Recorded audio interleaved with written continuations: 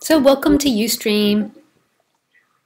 If you're new to Ustream, then I shall give you instructions of how to use it. You call me through Skype rather than write to me on chat in Ustream. And my Skype is Lisa Cairns 12. I'll put it in chat on Ustream. Lisa Cairns 12. If you don't want to see the ads, then you can buy a special account on Ustream to take out the ads, or you can download something called Ad Block, and that will take out the ads. You can always re-watch this afterwards on YouTube, and if you call in, it will then be recorded to YouTube, so you can listen to it back. If you want to join me for any events, this coming weekend I will be in Milan, Italy. 2 weekends after that, I think around the 19th of September, I will be in Ireland, Dublin, Ireland, and then 2 weekends after that, so from the 1st of October, I'll be doing talks in Ibiza.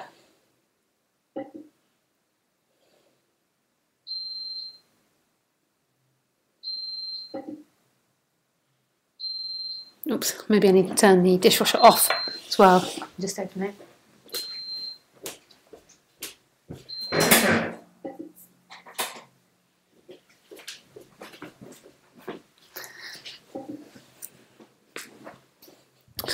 And I normally do these events on a Wednesday evening at 8 p.m. Dutch time, 7 p.m. English time, and 5 p.m. English time on Sunday, or 6 p.m.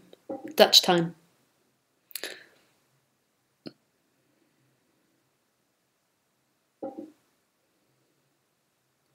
But when I'm traveling or away giving talks, then obviously there won't be any, so you have to check on my website to make sure if they're happening that evening.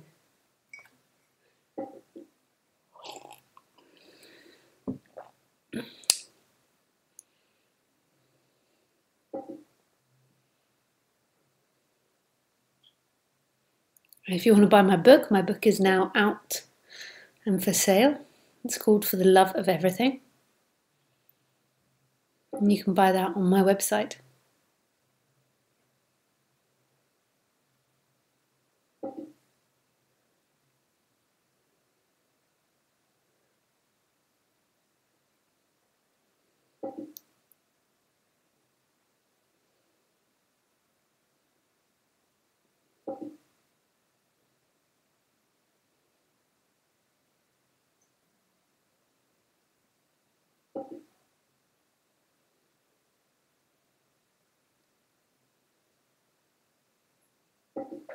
Hey, Petra. Peta. Still say it wrong when I first see your name. Peta. Peta.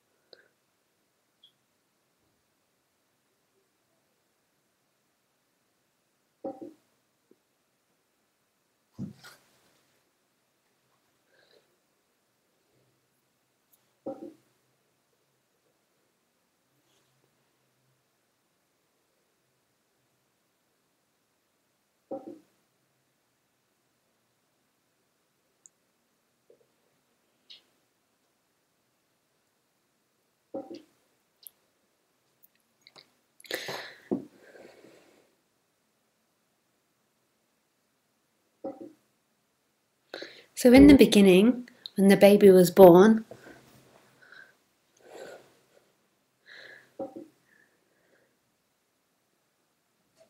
there was simple existence. All there was what was. And then was existence before the baby was born, but we'll just talk about this lifetime. So when the baby was born, there was just pure existence, and there wasn't the functioning happening yet of inside or outside, or me or you or world and other. There was existence, and everything was it. There was nothing separate from existence. And the baby was existence. All there was pure being, pure existence. And there was no inside or outside, me or you. There was just what there was. The baby couldn't recognize hand and cot. There was simply what was happening.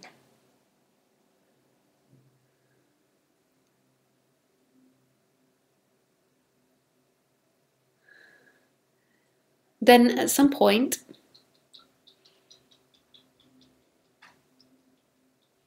there was the appearance of I am in the body. There was a sense of I am appeared. And it measurably wasn't conscious in any way. It was more of an energetical sense. The baby suddenly felt like it was a center, that it had a center.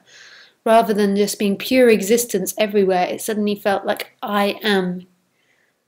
And there was a divide between the baby and the world. Then more complicated functioning started. The mother started saying, "You are John." So then the name John was taken in. I am John. And then, "You are hungry." I am hungry. I am angry. I am sad. And then the baby began to be taught that John had to do things for the future. So he had to tidy his room to get dessert, or he had to be a good boy to play with his toys. So suddenly he was something. He was an object that could be talked about, and he was an object that needed to work towards things. He was somebody that needed to work towards things. So I am John, and I need to work towards being a good boy. And then he goes to school, and this carries on. I am John, and I need to be good at school. I need to do as my teacher says. I need to be nice to my friends. I need to not misbehave. I need to have lots of friends. I need to be popular in the school ground. So all these dynamics begin. Then he gets a bit older, and then maybe it moves on to looks. I need to be handsome.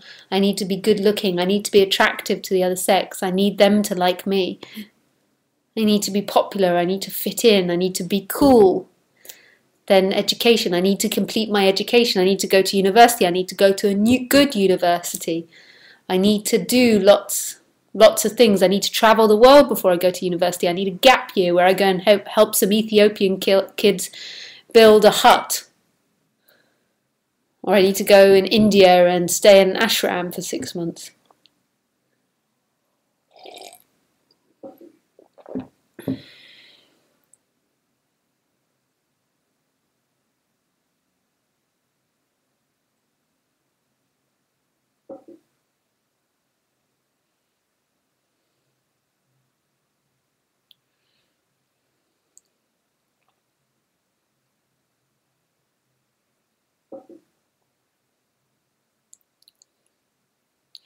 Then he needs to go to university. He needs to be top in his class. He needs to think about career and work towards getting a good degree for a good career, or to go on to higher education.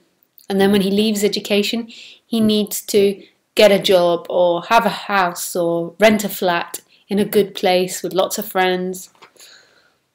He needs to get a girlfriend. He needs to think about settling down. All these things are always about him as this object moving to the future. And that's not necessarily a problem in description, but when that dynamic appears that he really is that person that needs to get all these things, then suffering arises. Because in the beginning, the essence of everything, the essence of the baby wasn't I am John or I am. The essence was that original existence before the I am begun. There was simple existence, which is everything, and not a thing. The existence wasn't inside the baby, the existence was everywhere. There was existence.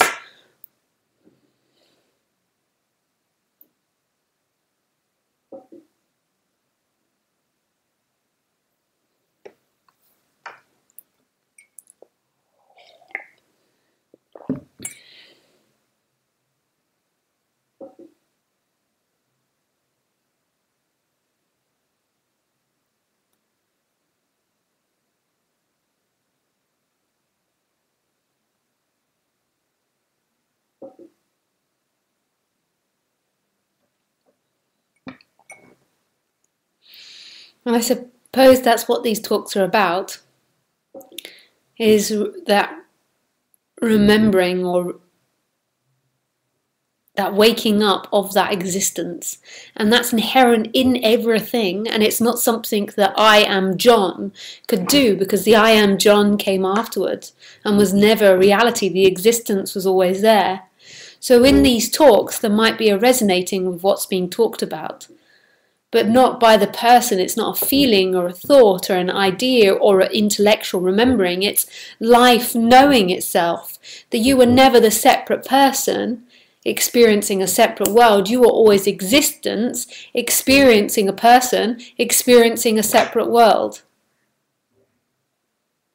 Always existence. That's the key factor that's always here. No matter where the body goes, it always is. It always is appearing. It's not an effort of the body for all of this to appear. There's always life, always existence.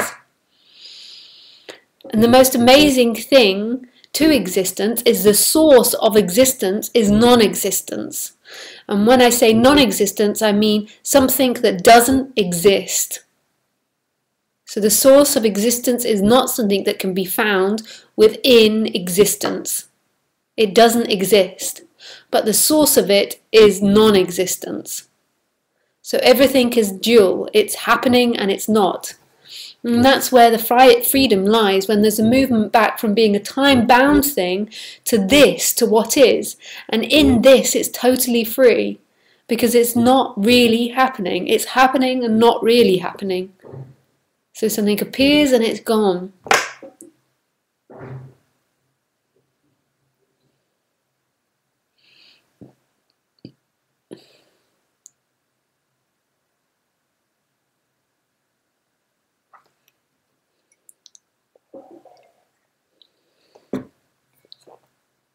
Okay, we can begin to take questions about that.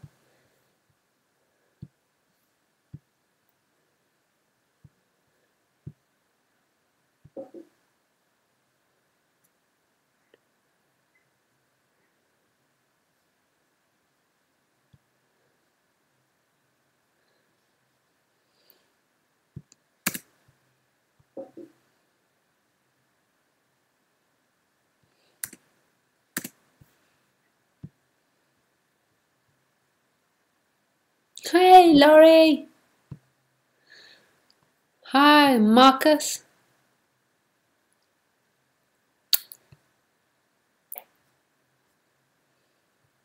Hi, Johanna. See if anyone's got any questions. I know that Elango does. Once I start speaking to him, that's the end of everyone else. Hey, Laurie. No way. Oh my goodness, that looks lovely. Are you sunbathing? I did not think that you were going to actually be. Here I am in my bathing suit. That looks lovely. You live in the middle of the forest? Oh, we do? Oh, shit, I forgot to turn off Ustream. Hang on, I need my glass. Okay, Ustream. What the hell's Ustream? Oh my god. Hi.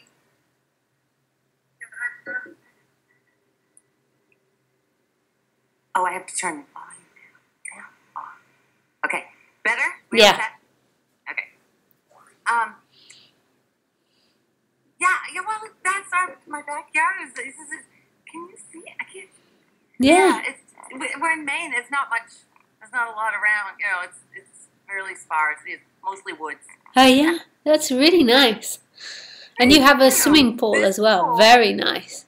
the pool see the pool? Yeah, so you get a hot summer in Maine. I don't know where Maine is. Gosh, it's so hot today. It's finally gotten nice. Yeah. Anyway,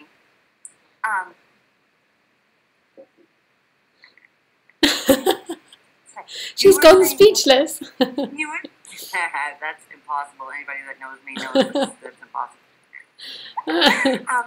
I was thinking, as you were saying, you know how you're always saying everything's happening and not happening. So if it's appearing and not appearing. Now I'm looking at the desk behind you and the couch behind you. Okay, so those are still there.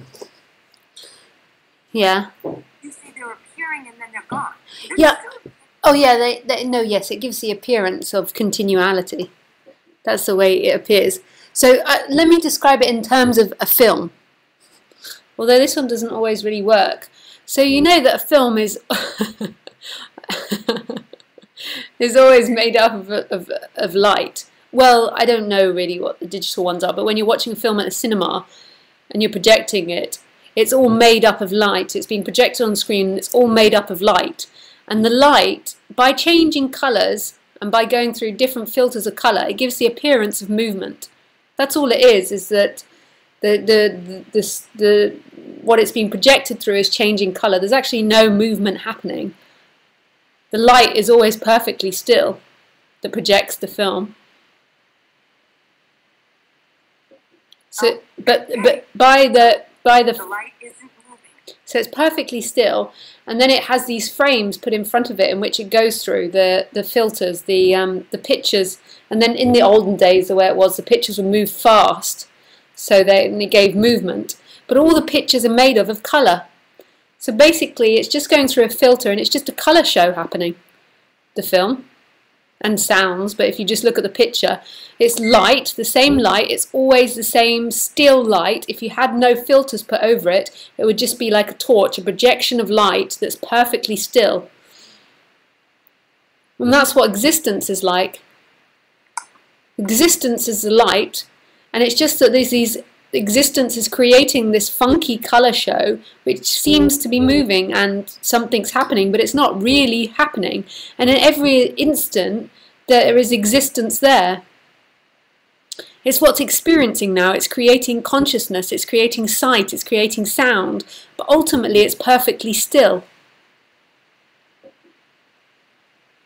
There is a stillness here that's so, like, it's so still. So, and it's made of everything. So now, when you look at me, can you see that that looking is absolutely not moving? Well, everything's moving. Oh, the looking. It's not just about the looking though, it's the same with the sound. Even though there's all that sound appearing, there's also, it's perfectly silent in it. The same with the feeling. Looking's the most easiest one, maybe. Maybe. There's looking, and there's all this movement happening in looking, but the essence of looking is perfectly still.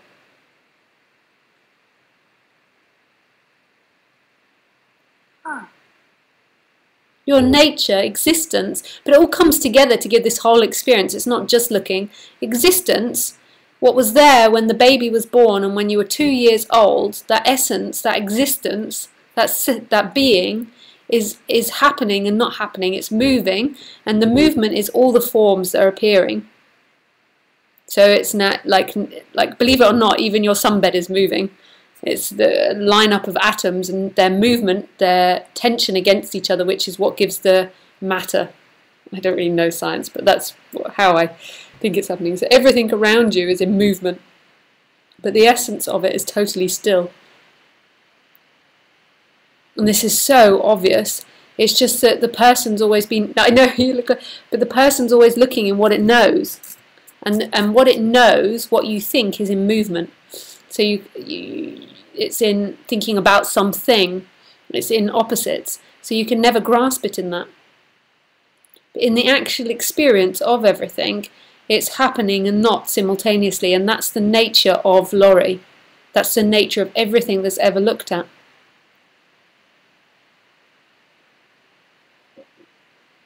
It just is creating lots of chicks. It's creating consciousness, it's creating a sense of I am, it's creating a world, it's creating all the senses of the body. So it's just giving an experience of Laurie experiencing the world.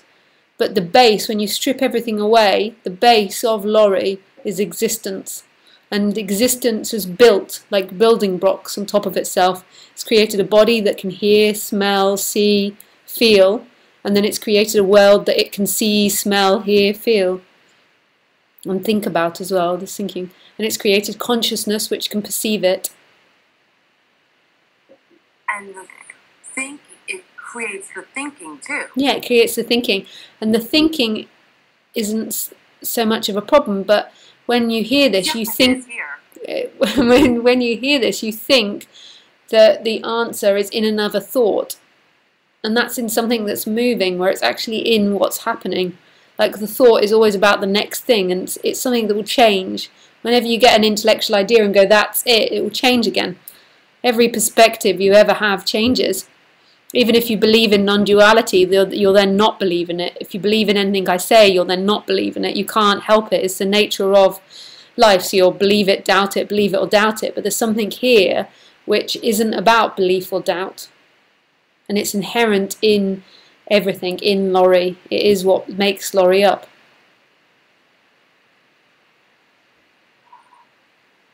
And you can't see it. You can't feel it. But yet there it is, always. There it is. It is. There it is. It's so mind-blowing and beautiful. And even if Laurie feels lost, even if her brain is hurting from too much thinking, existence is always there, caressing everything.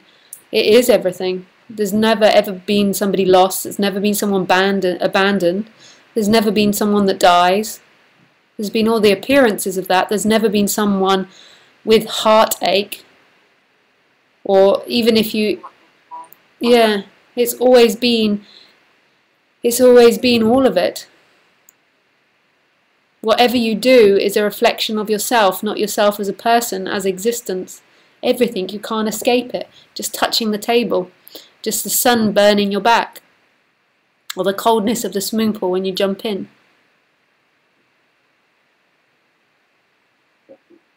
It's in everything. But it's not a personal thing, so it's not something that's going to make Laurie better in any way, or... See, that's what was thought for a long time, is that wanting so bad this switch to go poof, so I can get it, so I can be better. Yeah. I just realized that recently. It is so much about being better, but that's the nature of the way the mind's set up. Even when the illusions dropped away, the body's always going to seek to be better. It's no longer going to seek fulfill. It will always seek. Just like my dog, even though I feed her, she'll always chase rabbits, but it will no longer be seeking to try and find home. It will just be the nature of what the body does. The body's not going to sit in pain. The body will always move towards pleasure. You're not going to sit in a filthy house or in a freezing house. Or you might seek out activity and entertainment. It's not going to sit and rot. It's going to always move towards pleasure. It's always going to move towards the nice option. And you could say that's seeking or just movement towards pleasure. So that will carry on. But there will no longer be the sense that you are the seeker and you're going to get home in the future. Because you've always been existence with the play of Laurie happening. And that's been the mistake where the sufferings come from. But it won't necessarily make Laurie better. There's a good chance it will relax the character. But the character... more than likely will stay a lot the same. They don't change that much. Like Laurie's got to be like Laurie. Lisa's got to be like Lisa. Khaleesi's got to be like Khaleesi. And Paul's got to play the Paul.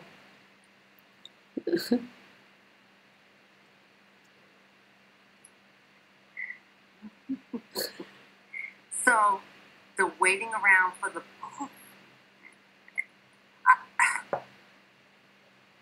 then the not happening. It's like the same sort of thing as waiting around for, say, your material situation to improve. It's just it's something that your mind's fixated on, and what it's fixated on is pleasure. It's had an awakening, and it's focused on the pleasurable side effects the awakening produces, because that's all it can focus on. It can't focus on its own absence. And then it has that set up rather than material objects like a home or a family. And there's nothing wrong with that, but it's what it does. It always fixates. If it wasn't fixated on this, it'll be fixated on something else. It's just what it does. It'll be fixated on a new, I can't think, a new car or whatever, or a holiday or whatever it fixates on. Depending on those body-mind mechanisms. It's just the way it goes. But you're not really lost, Laurie, because who I'm speaking to now isn't Laurie. I can only ever speak to existence. So even though it feels like you are, you're not really hiding. Yeah, it feels like I'm hiding. Yeah, it feels that way because there's so much of a focus on the illusion of the person. But it's never been a lostness. It's everything. It's making up all the chaos, the discomfort, the thoughts. It's making up everything. Everywhere you look, you see yourself. Yeah. Not you as a person, but well, also the person then projects as well. But that's a different matter. But I mean, as existence, everything is existence. Everything is the true nature, and you can't escape it. No matter how far you run, no matter how much you hide, even if you jumped into a cave to try and get rid of it, you're still in it. If you tried to kill yourself, it doesn't work because then another form will appear. There's no getting out of existence. It's what is the source of everything. There can never be non-existence because non-existence doesn't exist. Non-existence doesn't exist. Yeah, you can't get to non-existence because it wouldn't exist.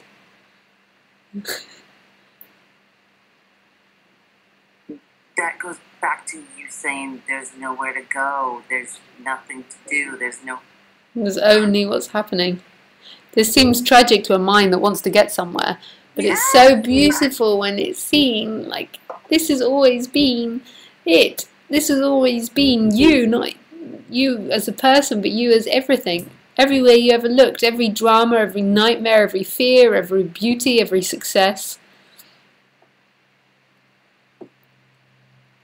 Laurie wants that so. She is it. Every part of her, even the wanting. So I can picture you in that little clip that you showed that you were talking to, was it Ramesh? Yeah, Ramesh. So you must have felt just like me, just wanted it so bad. I wanted it really badly, but also I was very angry. I don't think you've got the anger that I had. Oh, I've had it off and on. It's like, really? But I mean, you're not angry towards me, or maybe sometimes you are. You cover up better. Towards him? Yeah. And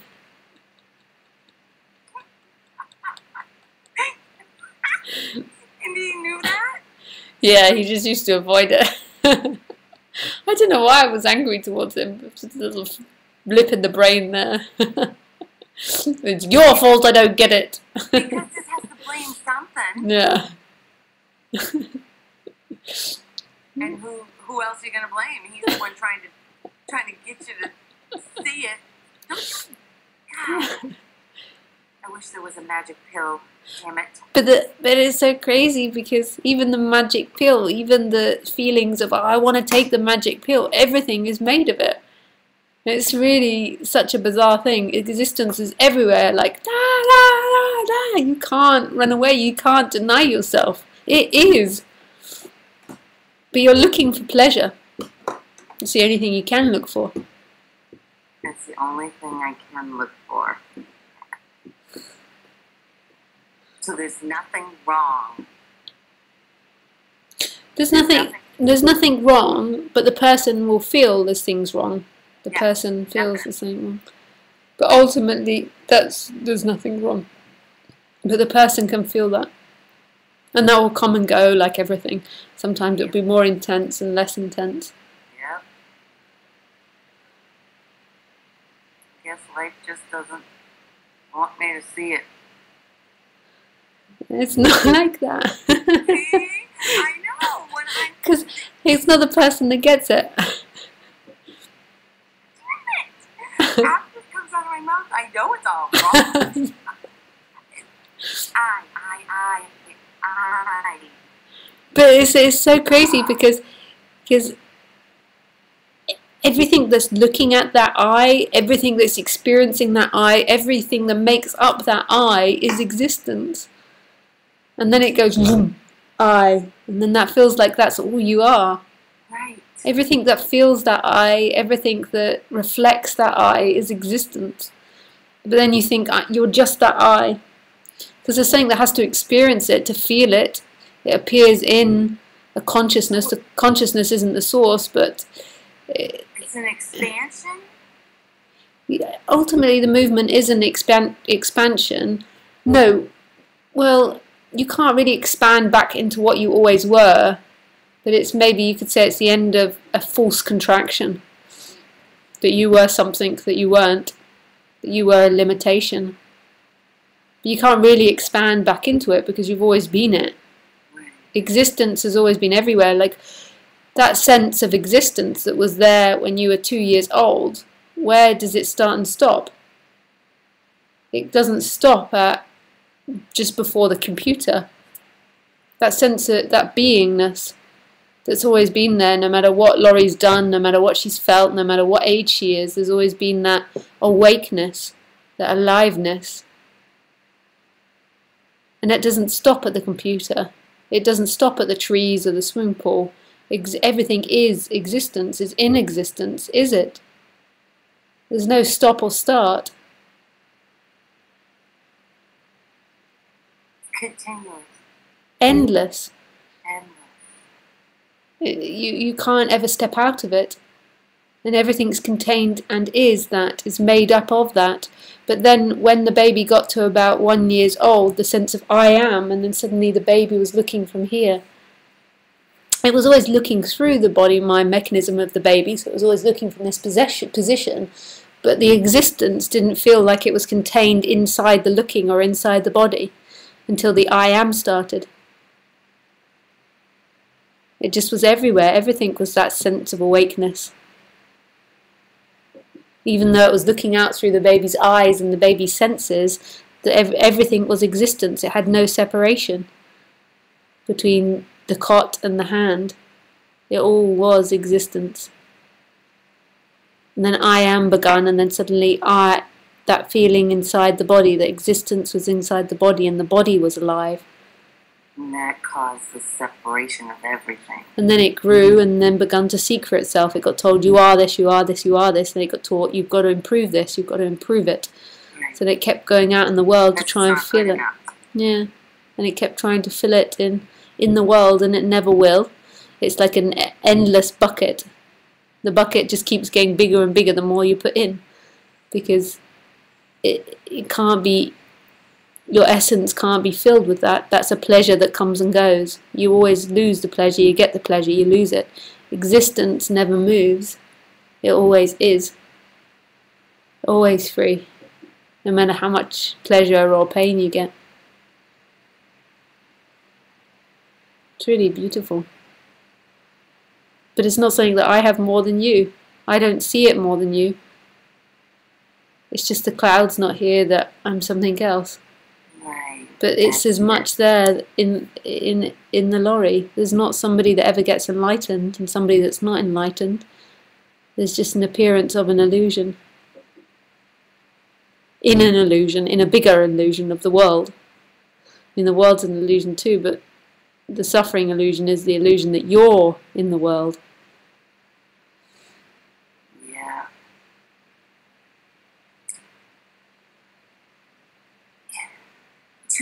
to a degree, it's understood, but then it's not. Some of the things that you say, it seems known,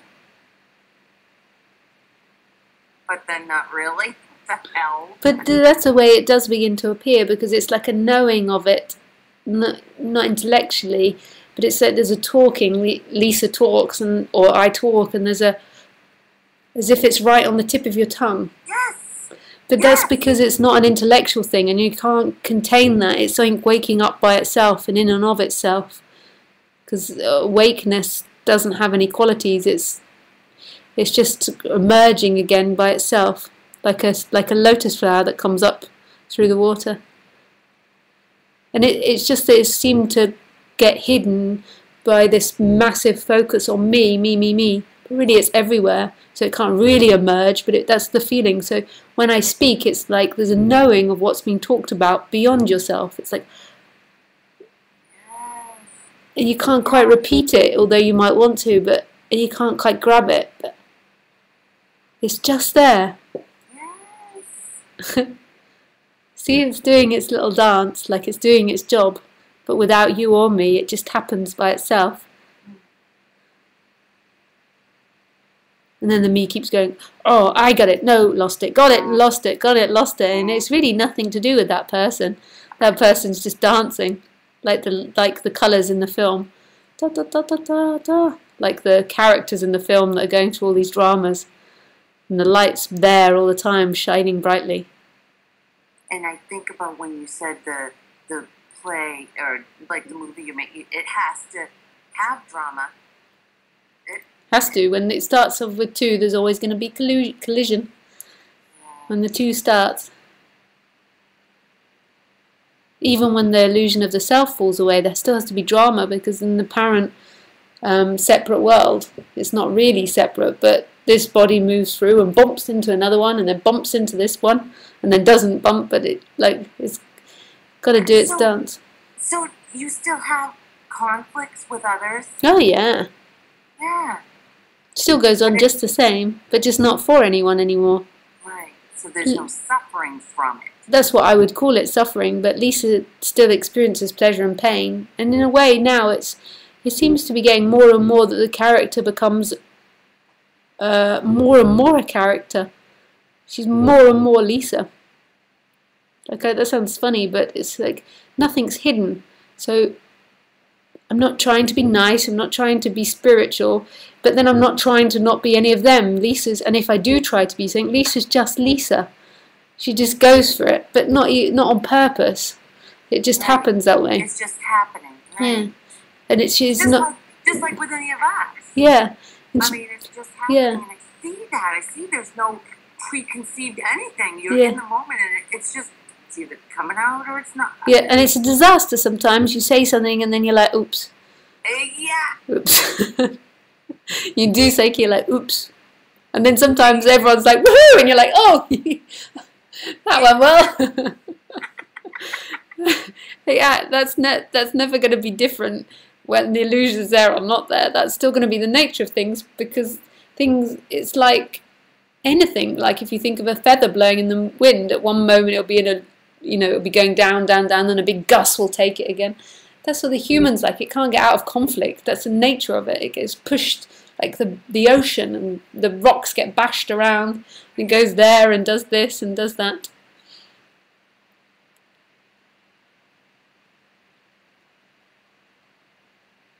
So pretty, your trees. What type of trees are they? Pine trees. Those are pine. Oh, nice. The pool, this is what I was going to say in the beginning, the pool's going to be gone. You know, you were talking about getting more. It seems like Lori is downsizing, getting rid of... We've had that pool for 18 years, and nobody... I went in it 3 times last year, and this year, once. You should replace it with a hot tub. Well, everybody says that too, and I don't think I would even... Oh, I love it. When it's really freezing cold and you get in the hot tub, oh, it's so nice. But you mostly have log fires and stuff, so you don't need that. Yeah, we have a wood stove. It's so many people say that automatically. Please get a hot tub. Yeah. You're just like everybody else. I had one. I had one for 4 years, and I went in it for about 3 to 4 hours every day. I'm surprised I didn't just disappear with all the bleach that goes into it. Didn't just shrivel up. Well, yeah, 2 hours in the morning, 2 hours in the evening. I loved it. You can go on the internet in there. You can do anything, and you have it under the forest, so you can be looking up at the forest. You can be on your phone. Go on internet in there. Yeah, you have it near the house. But if you lose your, I mean, if you drop your phone in that, you're all done. Yeah. It didn't happen though. I was kayaking this summer, and mine went in the lake. Ah. But it's fine. Oh, it's waterproof? I put it in rice, and it came back. Is it an iPhone 6? Yep. Yeah, the iPhone 6 are meant to be waterproof. My friend dropped one down the loo.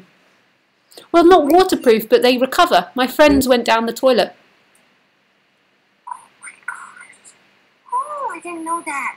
I was like, oh, that rice is amazing. Oh, well, the rice will have helped it. Like, I don't think it's a sure thing. But my friend, he did something similar, and I don't think it was just the rice. I think they're really strongly made now. It was black, completely black. It would not turn on, do nothing. And then I put it in the rice for 24 hours. Yeah. As long as you get the water out and it doesn't rust, then they work again. Apparently, this is what I've been hearing. Well, we're doing a good commercial for iPhone 6. We are. I'll get paid now. They'll contact me. We need to. All right. Oh, nice to speak with you, Laurie, and thank you for the nice view. That's very pretty. Oh, I'm glad you I'm glad. I can't see it because I shrunk my Skype thing down so small. I don't even know how I did it, but so I don't see myself, because I notice when I'm Skyping with somebody, I'm always looking at my face and judging and thoughts. It takes me away from looking. What's going on. Oh, well, I do that too. I look at my face a lot, but I don't know if I'm judging. I don't know if I've got the thought process that's quick enough to judge it, but I notice that I'm looking at me rather than you sometimes. Like, Yeah, me too. Oh, there's my son.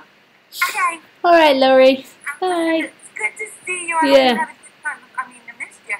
It's weird with you not being... I know, I've been so crazily busy. Yeah. But yeah, it's nice to be back. Bye. See ya.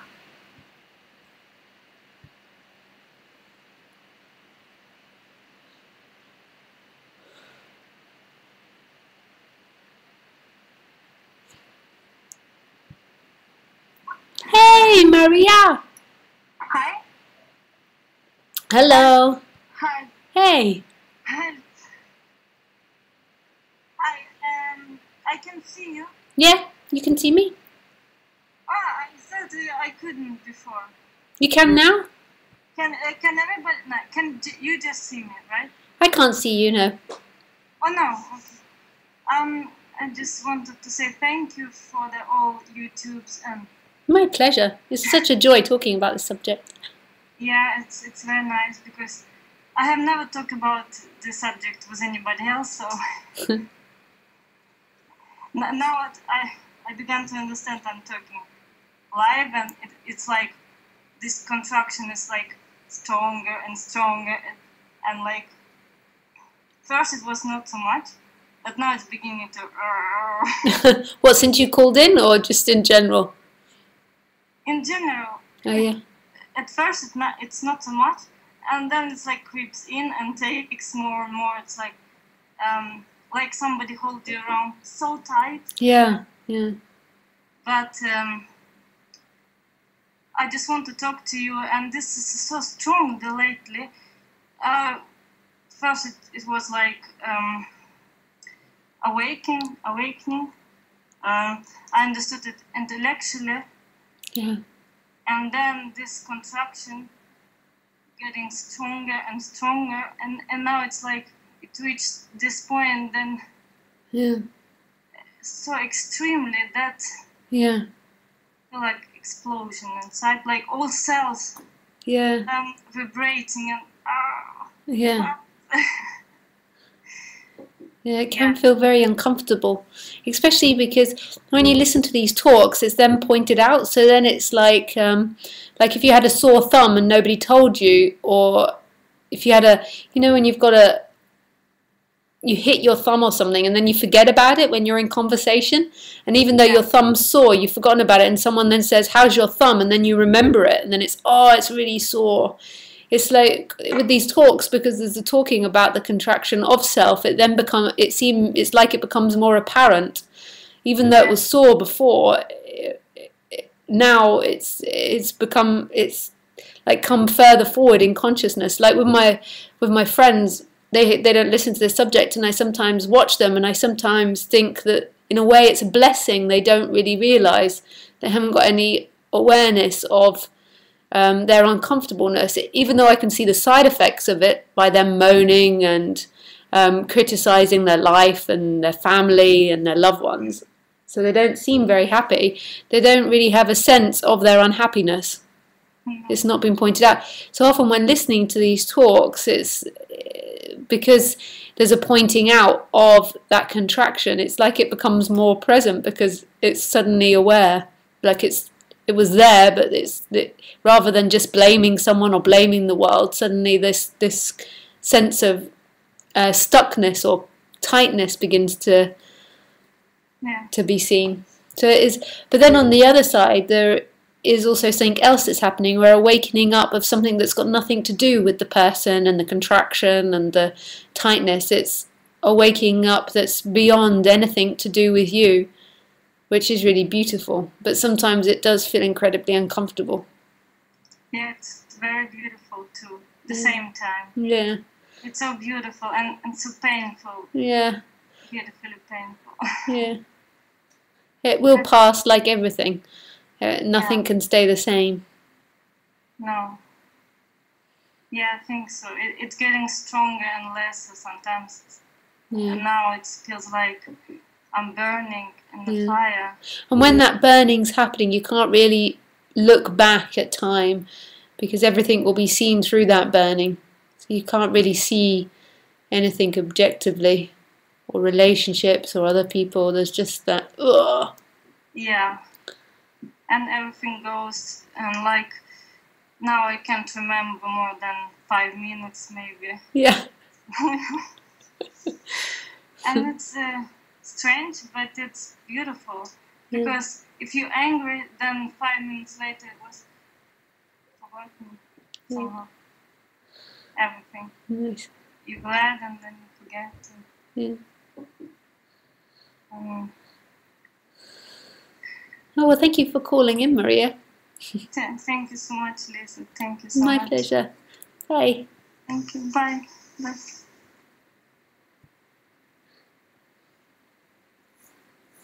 Oops, there was someone that I just missed.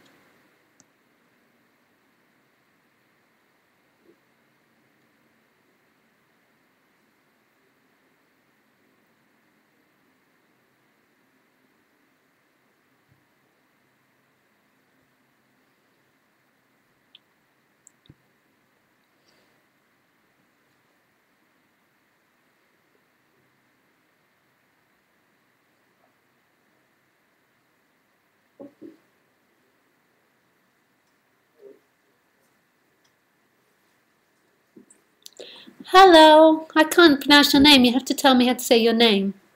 My name is Michael. Michael, okay. Hi, Michael.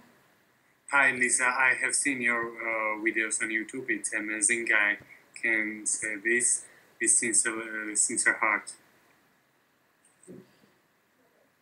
Can you see me? Just a minute. Oh, I can see you. I should be coming on in a moment. Sorry, I'm just not shaved and. Well, I didn't shave for the event either. Okay. Can I relate a little bit of my experience in order to understand correctly what I have experienced 4 years ago? Okay. Okay. Let's start that I did some technique which is called self-remembering. It's Gurdjieff's technique. Yeah. for 8 months, and when I came to the point then where I was very exhausted and tired, and when I went sleep, some energy disturbed me and made me woke up. Is it clear? Yeah. And I have seen too much thoughts bubbling up, and this energy acted on them, and they disappeared. And it continues. I don't know how many times. I mean actual time, but this happened several times during that night, and then came.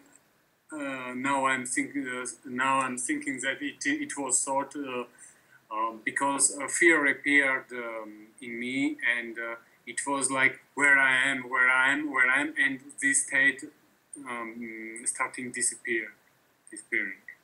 Do you understand me? I understand you. Like I can understand your words, but I don't really understand the overall story. What story? The one that you're telling me? Story. You do not understand story. I don't understand what you're telling me, but I understand the word. You're speaking very good English. Story about. So you were in bed, and then there was this dark energy that woke you up. No, it was not dark energy. It was white energy, sudden energy. Oh yeah. And when I have no when it acted, I had no sense of me. Mm-hmm. Actual. I feel now that I am me. I'm somebody. I'm this. I'm that. And too much thoughts come and disappear, and everything else. I understand this. Now I'm in a so to say in a normal state, Mm-hmm. but it was not normal state which we experience in daily life. It was space, and space in which was silence and not a sense of me. But when this fear appeared in me, I started shaking and thinking where I am, and this state slowly disappeared. Mm-hmm. And it was too shocking first time. I did not know what it was. I did not know what name for it. I searched for 2 years, read this book and that book, and listen too much people, and then I happened to found out in Jiddu Krishnamurti's talk that it was insight and it was meditation, and etc. etc. etc. So I have one question. Yeah. I know that I can't how to say, bring this state by my will, or I do not observe myself in an objective sense. Yeah. I understand this, but when I listened to Jiddu Krishnamurti, he says that this state could one can't bring this by will. Yes. Yeah. By his. I don't know if that's true or not. I'm just saying yes, as in like I'm listening to your story. I'm not agreeing with what he says. Yes, I understand. But Yeah. I want to clear this point because it's how to say, disturbs me so in these years, 4 years to 5 years. I don't know exactly, but I think every day about this, and I can't give up because I remember this experience. Do you understand? Yeah. Which had happened several times. I was sitting in a car once with open eyes, and it had happened to me. Right. I saw thoughts in front of me, and it was silence, and this energy acted, and I immediately lost sense of me in that moment. Mm-hmm. Then it happened several times, and this now 2 or 2 year it doesn't happen anymore. Mm-hmm. So I'm interested. Should I continue observing in a sense that I have to see things in myself like jealousy, hate, or something else on as ego tricks or thoughts observing during daytime or listening myself, or should I give up all efforts or listening to myself or observing myself? Or I don't have any. I'm stuck in this. Yeah. And I can't solve this problem. Yeah, I don't have any advice for you of what to do, because doing will happen, life will happen. There's other places where you could go and learn something to do, but here there's not seen to be a place to get to. There's not seen to be a state to get to of the person, and the person doesn't really exist. I could say to you, pass me the salt, and I could say to you, you've got to do 100 pass me the salt, and more than likely that body would do it, not because it's independently acting, but because it's responding to a command. It's like the dog, it's the way that it's set up.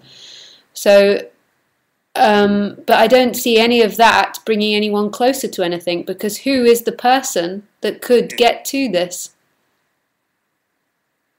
Can you reply, please? I can't follow so quickly. Oh, sorry. Who is the person that is going to get to this state? Yes. There is nobody. I understand that we are thoughts and a bundle of images and etc. But I actually can't. I don't know. I can't let go. What's so terrible about what at the moment is so terrible about your life, for life to just be as it is? What is it that you want to run away from?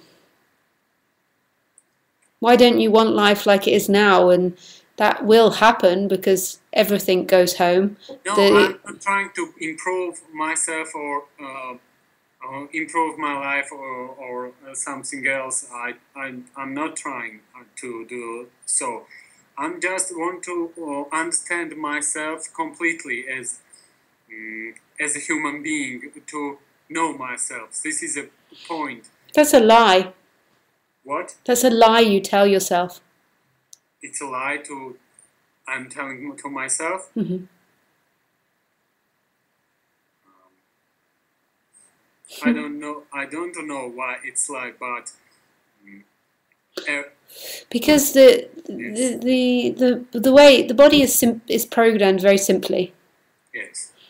Yes, we are determined and we are conditioned in that way. It's just basically programmed to move towards pleasure and avoid pain. Yes, of course. Yes. It's not programmed to try and understand itself. No, it's not. So that's it. So you, by you saying that you're wanting to try and understand yourself, it's like you're telling yourself a lie because you don't want to be something else. Actually, which is very psychological. Like, that's a very psychological thing, and you don't need to know that. That's nothing to do with waking up. But it just came for me to tell you that you're lying to yourself. Yes. Okay. And yes, that it's very simple. These bodies are animals. And they just move towards what is most pleasurable. So if your most pleasurable identity at the moment is to be a spiritual seeker, which is seeking enlightenment, then that's the game it will play. But it's not, it's of no relevance. All that body wants is pleasure. All that person wants is pleasure. That's the only experience it can have, is to move towards pleasure. That's what this instrument does. It's like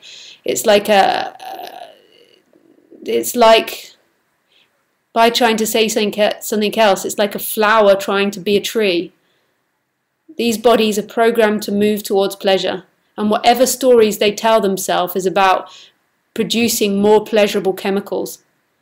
Yes, So at the this pleasure is remembered, and then when we see something, it starts acting in us, and we automatically our drive is to search for this pleasure in talks or in spirituality or in that way or in this way. It doesn't matter. I understand this, and we do not accept this because we think that it is what life is, this pleasure and these such things. But it's actually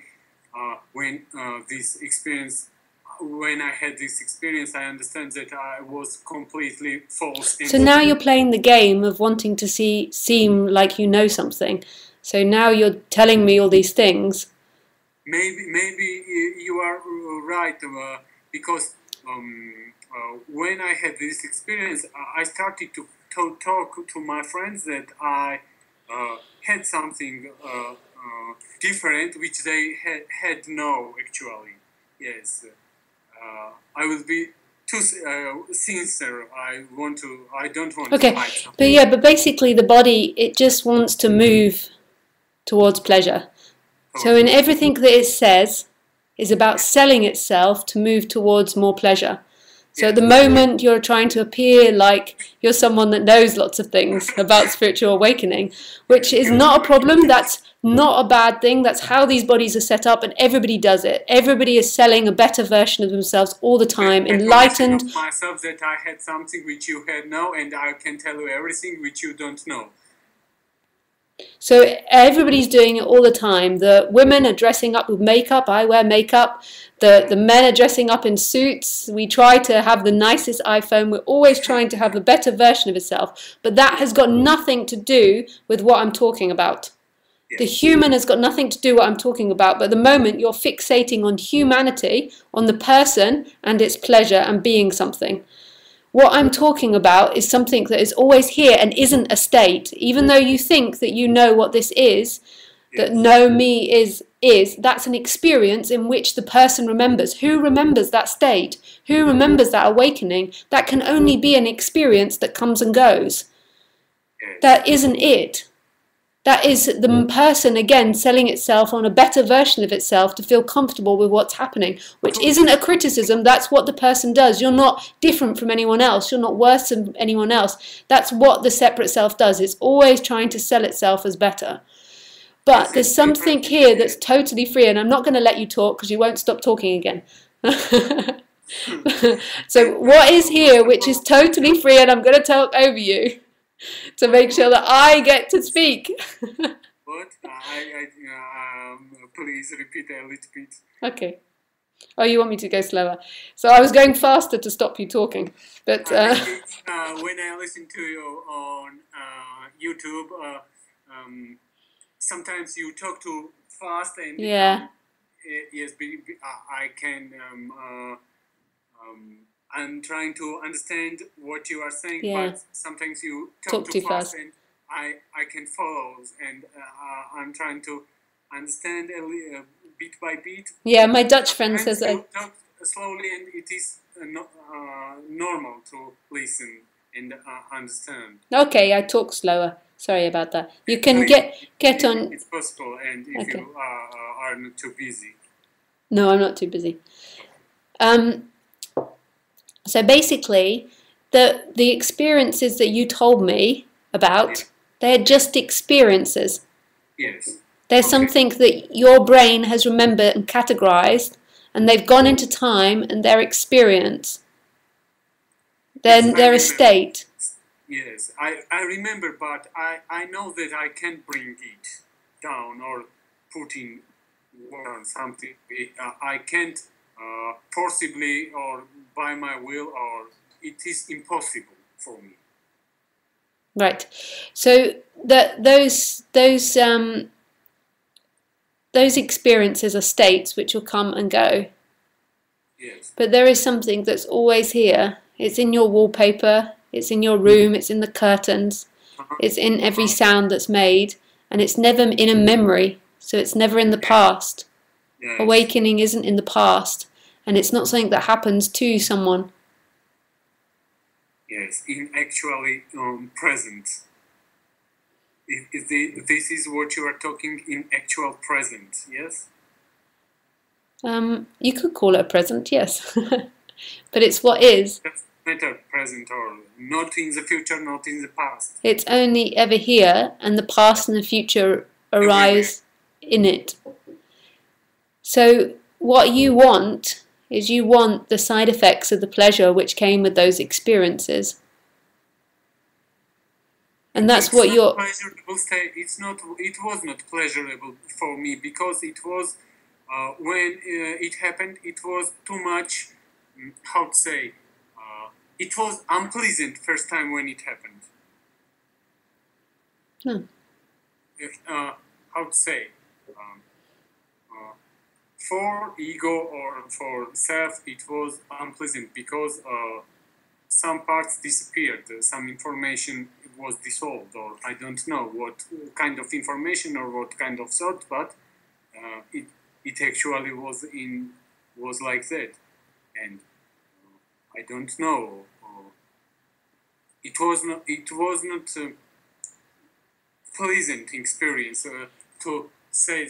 I can say that I experienced some lotus flowering on some sensation or something that was warm or not warm or things like that. Not actually some energy acted and that's all. But when it acts, you don't feel. I had no feeling of the self, and this is the point which is unpleasant. This striking moment. But I suppose that sometimes I catch myself that I want to bring this state to observe myself and experience it because I remember it. Yeah, you've totally confused me now. I don't know if this is a very successful conversation between us two, because I do not search for success or not success. I actually want to clear. If I'm you don't want to clear. That's a lie that you're telling yourself again. What? You don't want to clear. That's a lie that you're telling yourself again. That's the better version of the person again. Okay, I listen carefully. It's just a story that's appearing. So the person says, "Oh, I want to be clear," but really, what it's producing is confusion. And every time I say something, then confusing thoughts come back. Yes, confusion appeared. I felt confusion after this. I become in a normal state. It was confusing. Yeah, and now now you're doing this to this conversation, and then you're telling yourself, "I want to be clear," but actually, that's not what's happening.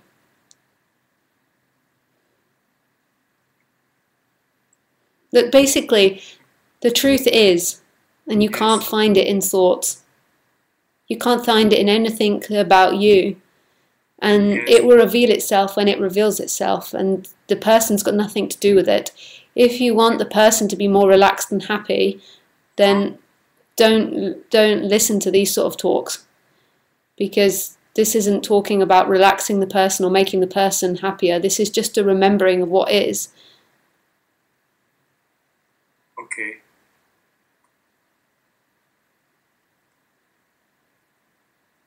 No concept. No ideas, nothing. Well, ideas appear, concepts appear, but for no one. They mean nothing. They mean nothing. Yeah. So it is a normal question. First comes to my brain is what and what, of course, what can one do, or how one can live. It's concepts. But that's that you're coming to the hairdresser. So say I'm a hairdresser. You're coming to the hairdresser wanting to buy fruit.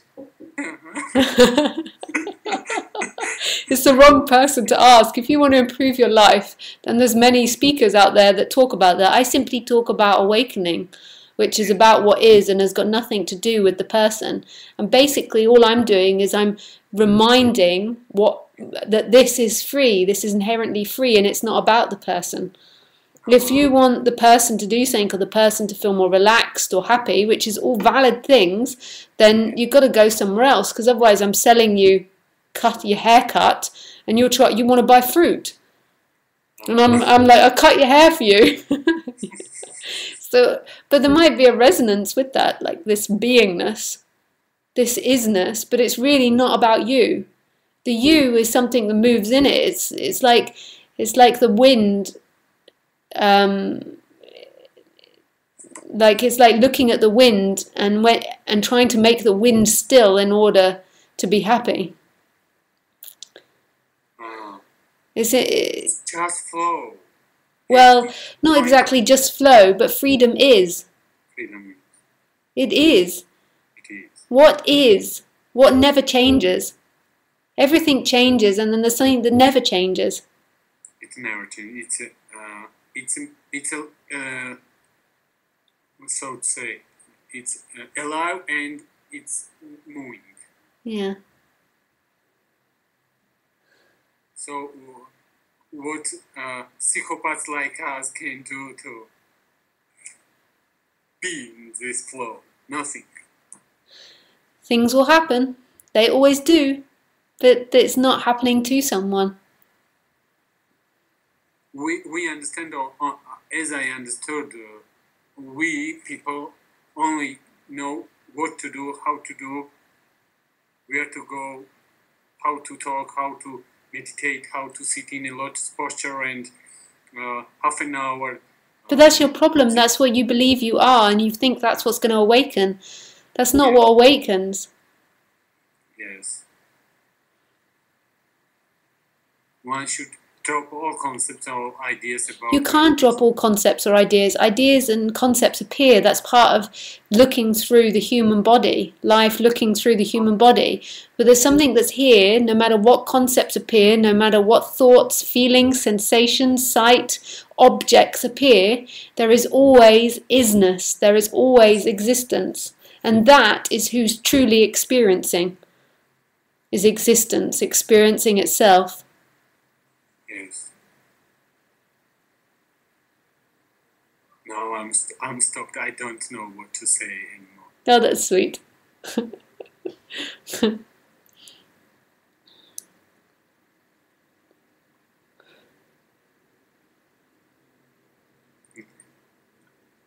I've seen your talk about this and I loved it. It was so cool. It was amazing talk, and I felt some silence when you talked there. It was really amazing. Well, nice, lovely to speak with you, Mikhail. Thank you. Thank you, Ken. I don't know really what to say in the end of this talk, but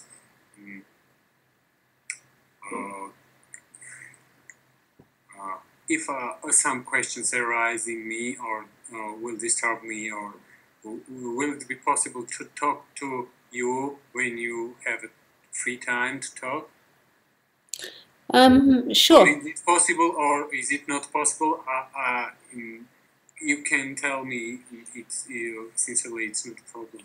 It's best if you call in Ustream times, because I have quite a busy life. But so of course I understand. But if I have availability, then I'm always happy to talk. Yes, Ustream. Yeah. Thank you, Mikhail. Thank you, Lisa. Okay. Bye. Wish you all the best. Thank you. Bye.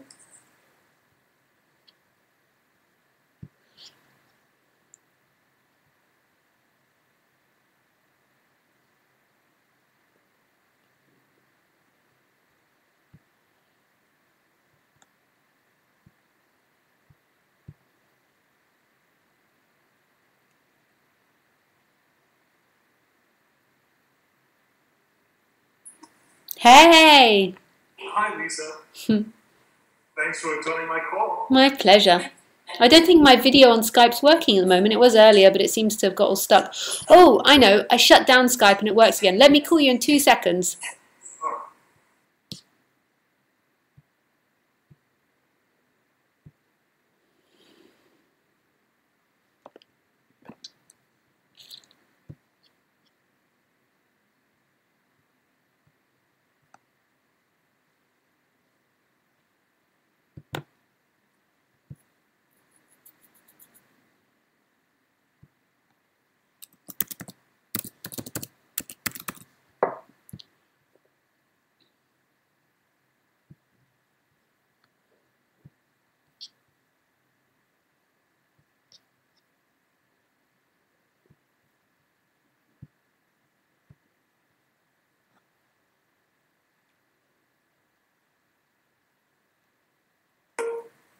Hey.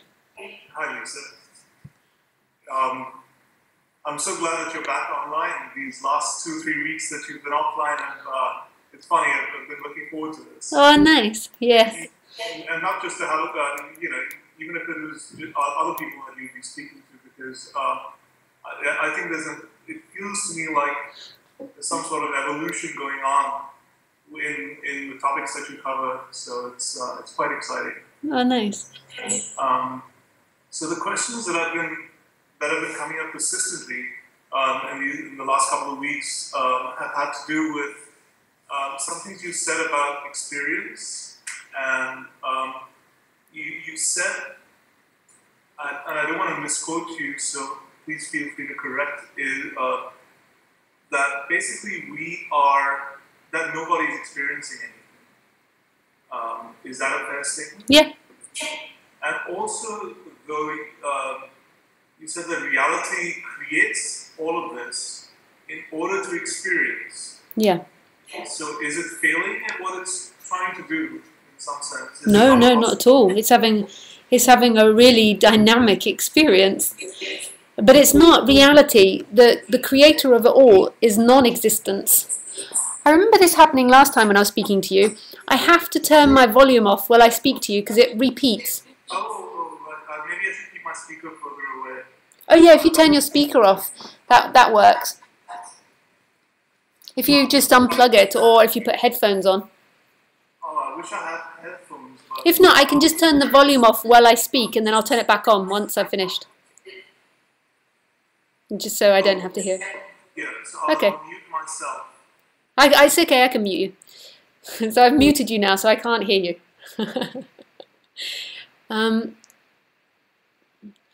So basically, it's not reality that's experience itself. The source of everything is non-existence. So non-existence is creating existence. So it has to create existence in order to experience itself. And when I say non-existence, I mean something that doesn't exist in what is. It cannot exist as a form, as a thing. Yes. So that's something that also I remember that you saying, and the question, you said that earlier to the previous caller, and so in this non-existence, there still seems to be this urge to create existence. I mean, no, it's not that it's an urge. It creates urges. It can't possibly have an urge.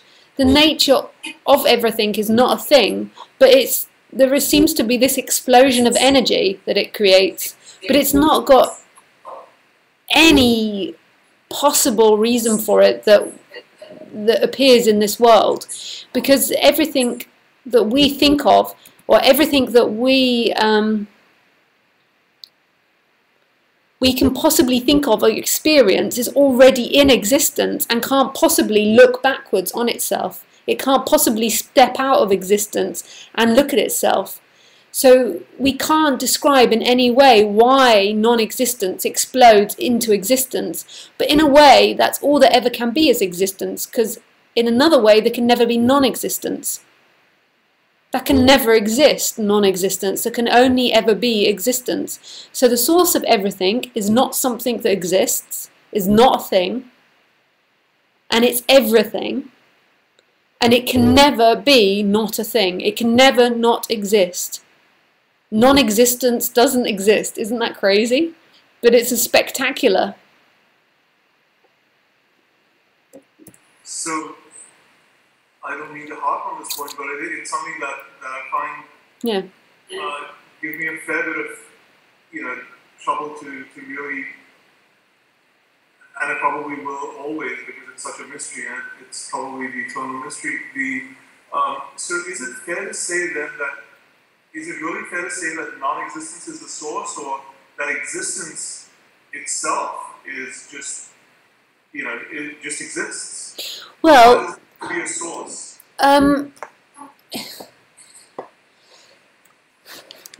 This part's really important because the two halves go together perfectly and they're one and the same thing. I just have to turn the volume off again.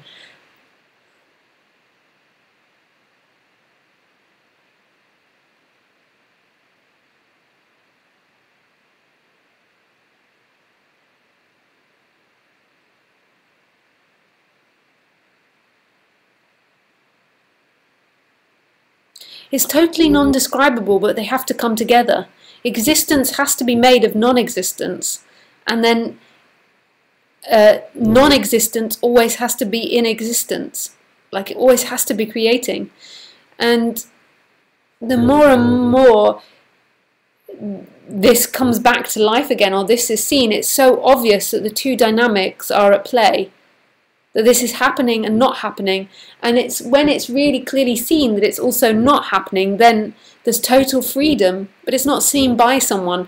And this, I love this saying, and I keep saying it lately, and I'm sure it seems very superficial, but it's so beautiful that when the bird flies through the sky, it leaves not a trace. When the source of everything reveals itself, the non-existence, this is happening. And it's never happened. It's gone. There's nothing that holds on to it. Non-existence. In the flow of things, there seems to be one thing to another to another. So if I break my arm, then in the next moment there's got to be healing the arm and there's pain from the arm. But in the actual instant, which all there ever is this, it's not happening. So anything that appears isn't appearing as well. So say if you took like a really nasty situation, like a lion killing a zebra. To a human, the way the human looks at it is that's really terrible for the zebra. Like, that must be really painful. We've got to get it out of this pain as quick as possible. But the zebra hasn't identified with anything. So the zebra's not dying, and the pain is gone as quickly as it's appeared. Like, there's nothing that's attached to anything, so nothing is dying in that in that moment. The human looks at it and thinks the zebra's dying, and something in time is dying, but the zebra's not identified with anything, so all there is it happening and not happening. And that pain isn't happening for someone, so it's gone. It never happens. So the zebra doesn't die, only humans die because we've got a concept that we're alive.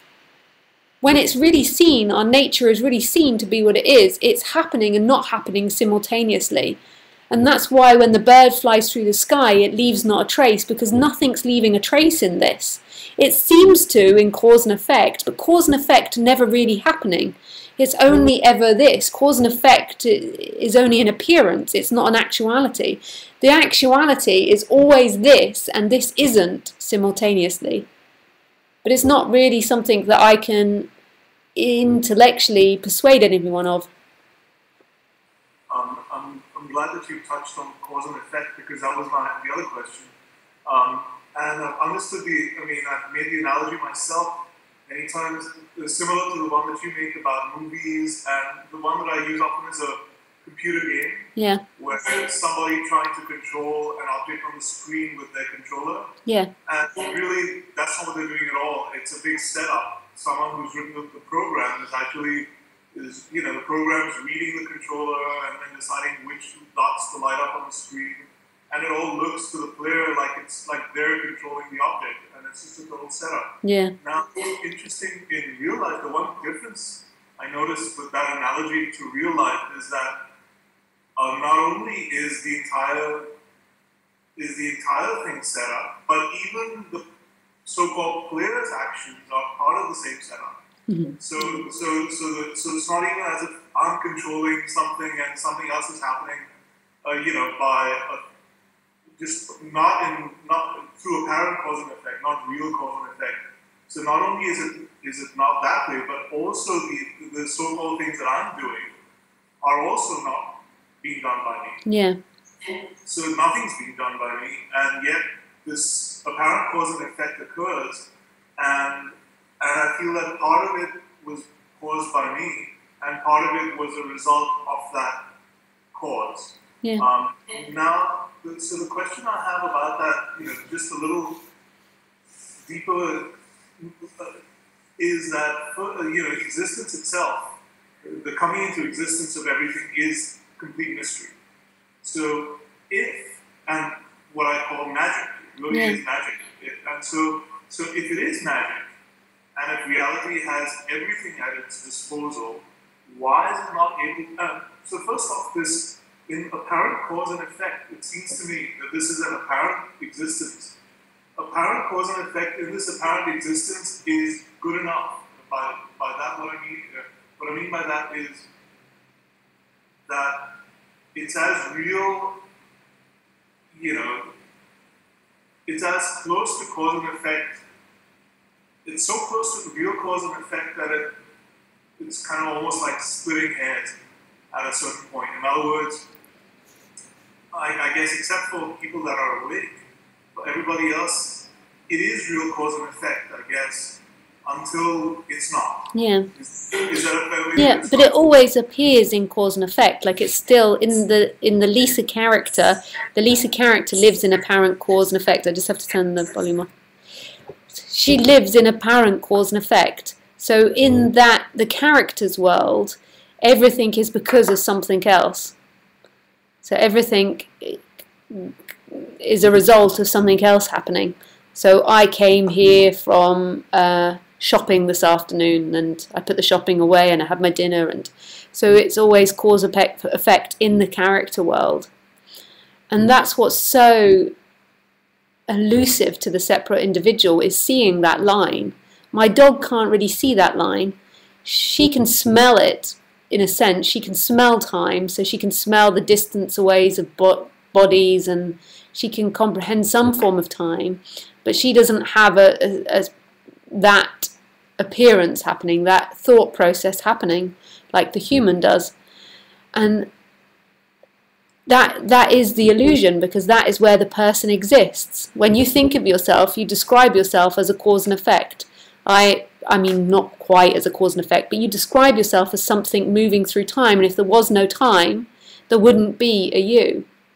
And this is the most obvious thing, but the most confusing thing to the person is actually it's never cause and effect.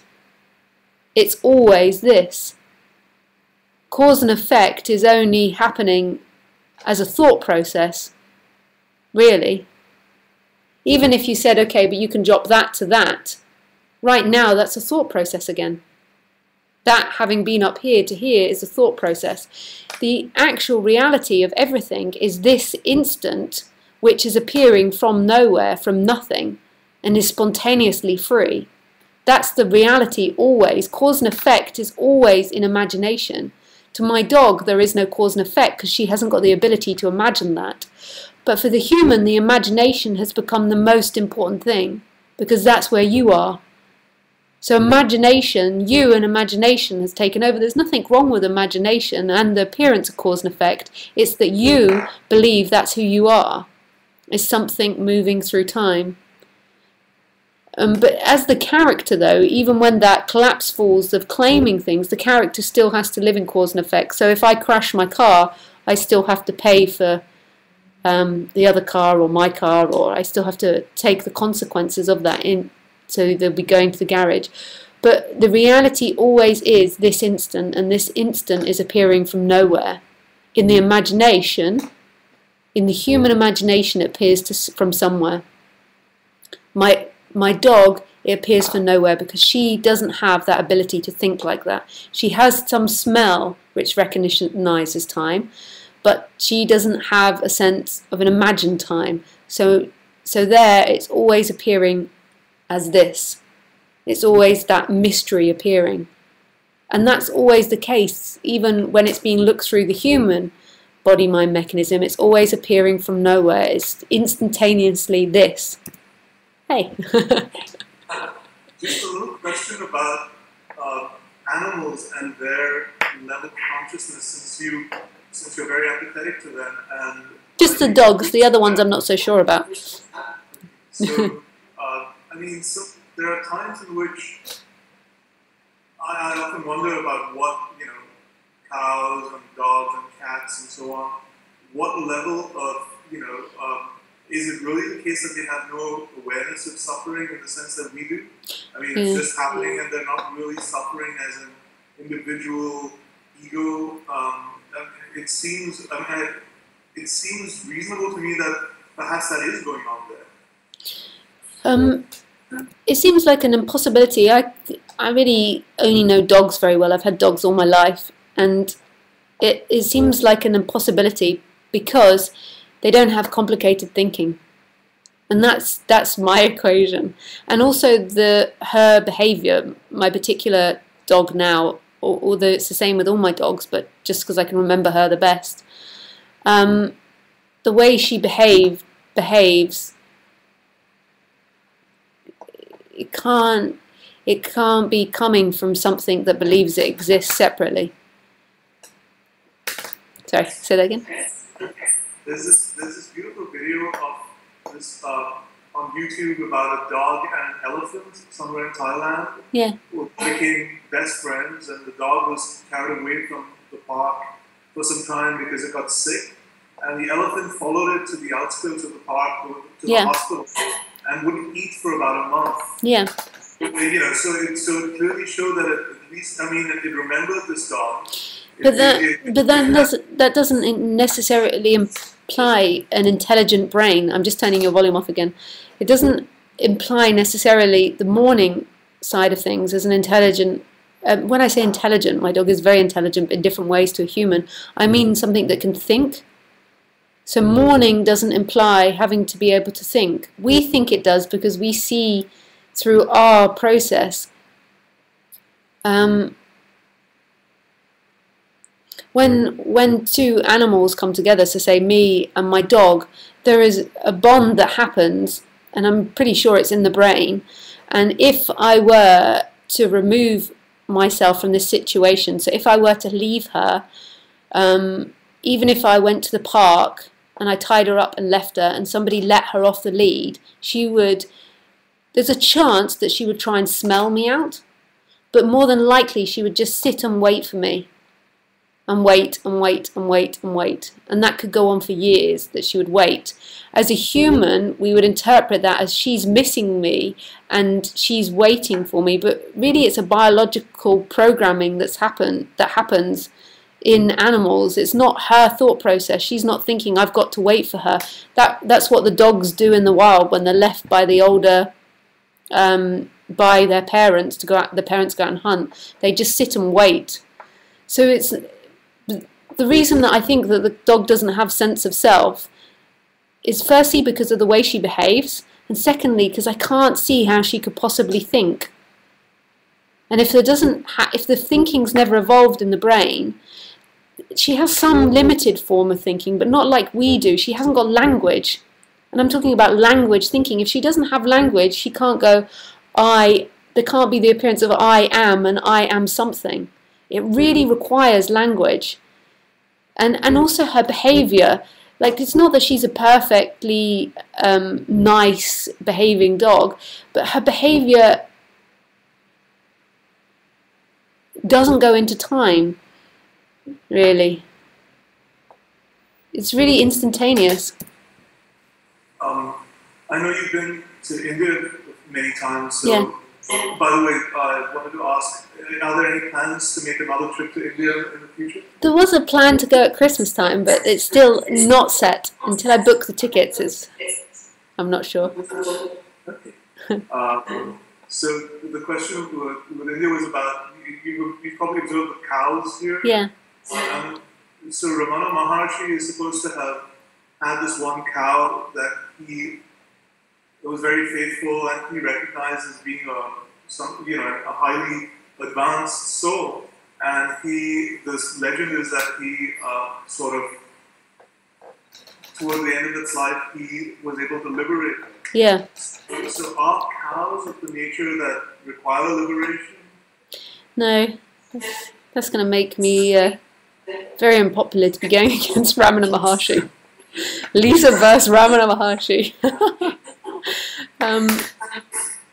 I don't understand what's being talked about there, because, just so I have to turn the volume off, it just seems impossible. Because it just doesn't seem possible that the animal's divided. The only difference between there's not an awake human, but awakening happening in the human body mind mechanism and the dog is because it left home, it can recognize going home. And the dog can't recognize existence, whereas the human can, because it left home. But when the body dies, that will go. There can be a form of recognition because of leaving and going back, and the dog can't know that, it just simply is it. So that's the big fundamental difference. Like my dog just is free, but there's no sense there that she's free because she never knew a cage. And so trees as well are supposed to have, I mean, Arida once remarked that trees fundamentally have a structure that's no different from a human being, in the sense that they are actually doing sadhana. What's sadhana? Spiritual practice. And they are actually in contemplation. And so I gather from what you've said that you probably don't agree with the point of view that... Well, it depends on how he's arguing that. Like the back of that story. Like he could be saying that spiritual sadhana is existence, is beingness, it's being. I don't know if that's...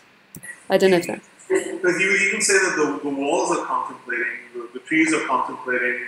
But he might be using the word contemplating as being. I don't know how he's talking about it. Okay, I probably won't try and speculate on what, but the feeling that I got from what he was saying was that everything is alive for one. That's why the walls, the stones, everything is alive and conscious, and everything is suffering until liberated. This was the feeling that I got, and so the feeling I get from you is that humans are of that nature, but there's probably a divide somewhere in the animal kingdom beyond. But you never know how he speaks, because when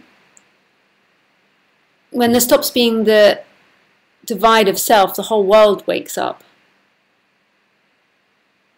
Because everything... Sorry? Could you repeat that? When there stops being the illusion of self, the whole world wakes up. It's everything that wakes up. So you don't know how he's referring to his language, because it's not that everything's suffering, it's only in the body-mind mechanism that appears the illusion of self. And when that goes, everything wakes up, because it's not the person that wakes up, which is such a bizarre concept. I don't know how better to put into words, but everything is made of existence. Everything is made of the same thing, so it's existence that wakes up, and there's only one existence appearing through many. Doesn't really make very good intellectual argument. You could find holes all over that. About these sessions that you've been doing for the last couple of years, or maybe even more, I don't know how long, the feeling that I get is that it's the equivalent of a satsang, but with spoken word as well. That there's, and that's really... It's what, sorry? Satsang. Yeah. That's the, just the... Meeting in truth. The transmission of truth from one who is living that. And so is that something that you're sort of consciously aware of is happening in these... I'm not consciously aware of it, it's simply happening. But what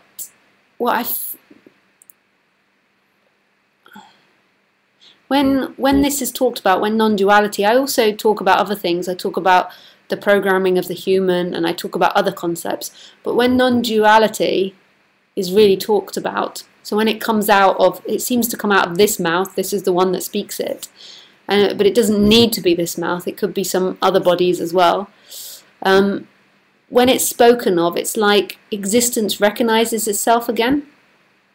And I notice it in my talks, particularly my live talks, because I can't see most of the people that are online, is it's like I'll be sitting there, and then when I really talk about non-duality, so when I really go for the pointing, because I'm not always pointing, I'm sometimes talking about the conditioning, and I'm sometimes talking about concepts, and I'm chit-chatting. Not that it's any different ultimately, but when I really speak, when there's real speaking about the not-to-ness, it's like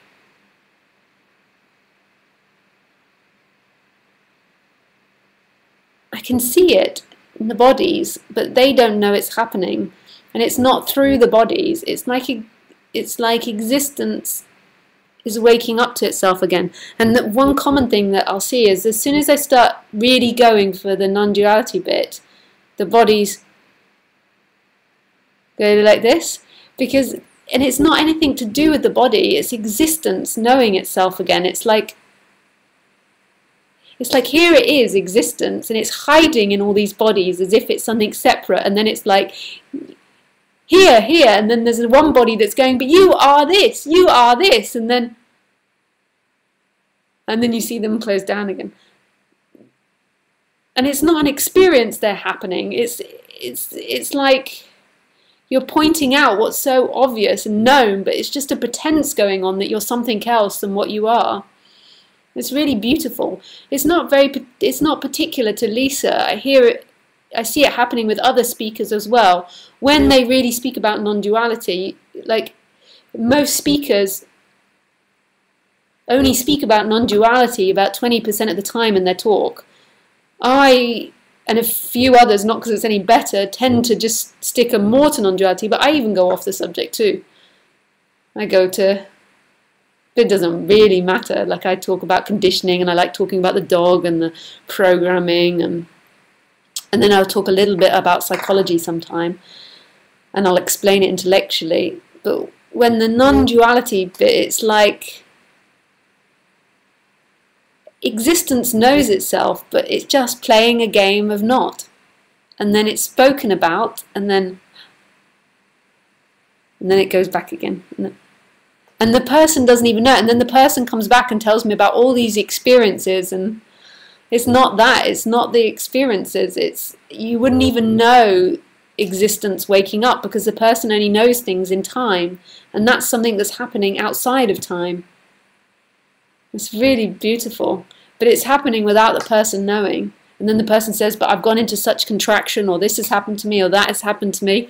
And that's got nothing to do with it, really, because it's nothing to do with the person. The person's doing its own little creation. It's a whole light show in and of itself. What you said about you can feel the individual respond when non-duality is spoken about. Reminded me of a couple of lines from a Leonard Cohen song, which is, there is a crack in everything, that's how the light gets in. That's so sweet. And so I do want to thank you for being this engine of truth that, is just spontaneously bringing this force, this awakening force to people that you come into contact with. That's really beautiful, thanking me, but it makes me want to cry because I just turn the volume. It makes me want to cry because it's yourself that's doing it. It's everything that's doing it, and it's so beautiful because all of us are made of exactly the same thing, and existence is what controls everything. It's so sweet. It is truly an incredibly beautiful process, and it has to go through the hell in order to do that. It has to. It's the only way. It's the only way it could set it up. I know terrible when the hell's presenting itself, but it has to separate it. It has to have half darkness, half pain. I heard I saw your interview with Buddha at the gas pump. Yeah. And I was really happy when you spoke about, you know, your awakening occurring in Bali. Yeah. I spent a couple of months there last year, particularly Ubud, and that's just such an incredibly beautiful place. So it was just imagining how, you know, the events that might have occurred over there in your case. Yeah. So this has just been wonderful speaking to you. Lisa. Yeah, and you. Thank you so much. Lovely to speak to you. Bye. Bye. Oh, that was sweet. That was I felt the sweetness, the thank you, because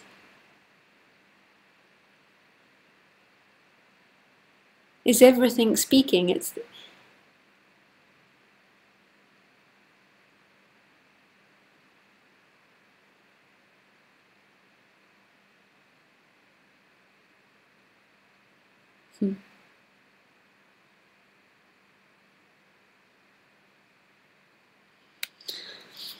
So it's 10 o'clock and there's people that I haven't spoken to. Elango, you got outspoken today or out-questioned. Sorry, Elango. I'm not speaking this Sunday because I'm in Italy, so it'll be next Wednesday. And maybe if I get opportunity, I'll try and broadcast one of the ones in Italy, as I've been absent quite a lot from Ustream. I'm sorry, Sarah, another time. Yeah.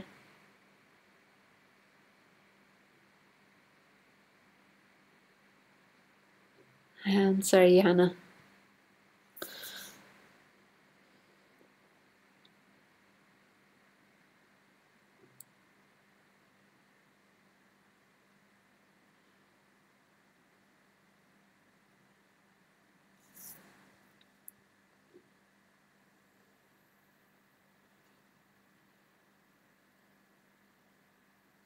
We've had no appearance from EC.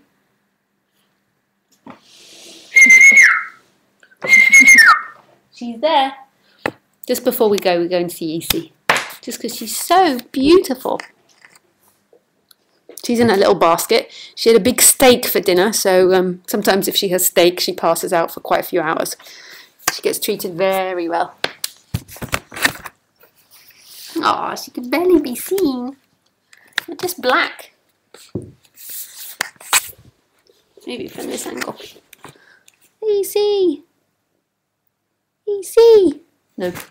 Yeah, she is there, but she's disappearing into the... she's in her little spaceship,